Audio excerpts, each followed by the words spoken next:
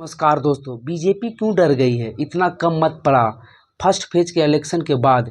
क्या हो गया है बीजेपी को? और एनडीए की तैयारियां फिर से सारी की सारी बिहार में बदल गई है। तो चलिए इन सभी खबरों को शुरू करते हैं।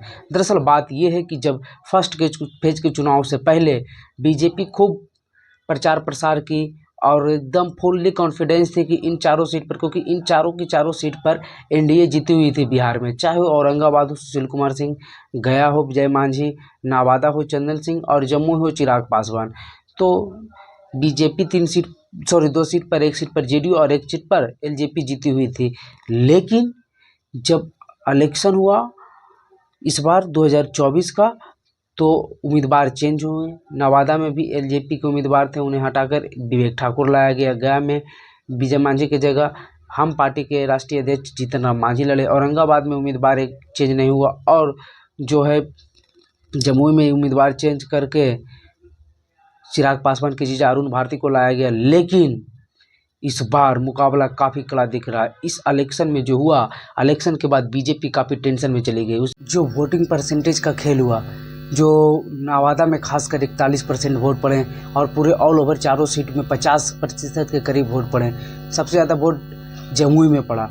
तो वोटिंग जो परसेंटेज गिरा वो बीजेपी का ही परसेंटेज गिरा। दरअसल खेल ये है कि जब मोदी के नाम पर वोट पड़ता है, उत्साहित लोग आते हैं तो वोट प्रतिशत बढ़ता है। तो इस बार वोट प्रतिशत कमा है, यदि मोदी का जो वेव है वो कमा है, तो इसके चलते आरजेडी को काफ़ी फ़ायदा दिख रहा। और ख़ास करके जो आरजेडी ने जातीय तिक्रम बांधी थी टिकट के बंटवारे को लेकर, जहां 4 सीटों पर चुनाव, उसमें 2 आरक्षित सीट है और 2 जनरल सीट है, और दोनों जनरल सीट पर कुशवाहा कैंडिडेट दिया। आरजेडी का M22 समीकरण के साथ कुशवाहा वोट को ऐड करके एनडीए का जो कोर वोट है उसमें कटिंग कर दिया।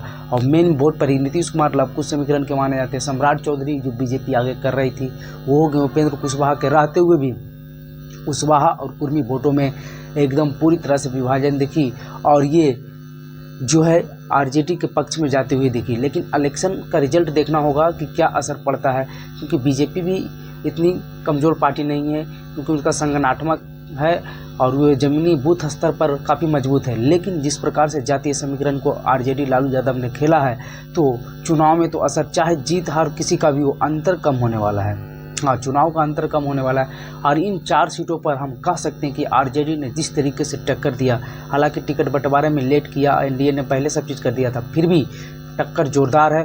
और टक्कर जोरदार ही नहीं, टक्कर कांटे की है। या तो आरजेडी जीत सकती है या फिर एनडीए। लेकिन इन 4 की 4 सीटें, इतना भी हम बता दें कि इन 4 की 4 सीटें बीजेपी नहीं जीतने वाली है। 4 में से 2 या 1 सीट ही जीतेगी और 2 या 1 सीट आरजेडी भी जीत सकती है। यानी कि टक्कर एकदम जोरदार की है इन चारों सीटों पर।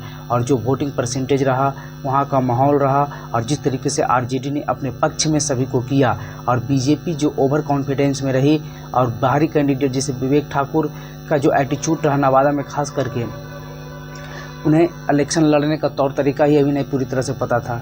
चाहे चिराग पासवान को यहाँ जमुई में थोड़ा सा प्लस पॉइंट इसलिए मिल रहा है क्योंकि उनके प्रति जो एक तेजस्वी यादव की रैली में गाली गलौज की जो बातें आई थी, उसके चलते उन्हें थोड़ा सा इमोशनल वोट मिल गया। वही हम गया में बात करें तो मांझी भी कांटे की टक्कर में फंस गए हैं। और औरंगाबाद में तो जो बीजेपी के एंटी इनकॉन्वेंसी 3 बार से सांसद, मौजूदा सांसद है, और बैकवर्ड फॉरवर्ड डायरेक्ट दिख गया औरंगाबाद में। लड़ाई सीधे टक्कर की है और कांटा, इतनी कांटे की टक्कर है कि औरंगाबाद में कह नहीं सकते हैं। बीजेपी काफ़ी टेंशन में चली गई। नवादा में भी एकदम कांटे की टक्कर है और नवादा में भी कह नहीं सकते हैं, बीजेपी यहाँ भी टेंशन में गई हुई है। तो इन 2 सीटों पर तो एकदम बीजेपी, और गया में भी बीजेपी टेंशन में है। जमुई में भी चिराग पासवान उतनी अच्छी स्थिति में नहीं है कि कह सकते हैं कि कॉन्फिडेंस के साथ कि हम एकदम जीत ही जाएंगे।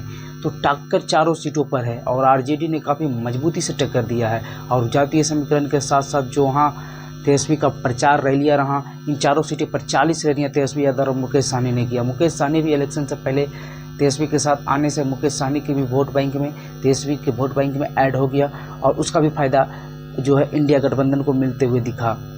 और हम कह सकते हैं कि फर्स्ट फेज के चुनाव में जो है आरजेडी इंडिया गठबंधन काफ़ी मजबूती से लड़ा और आगे भी दिख रही है।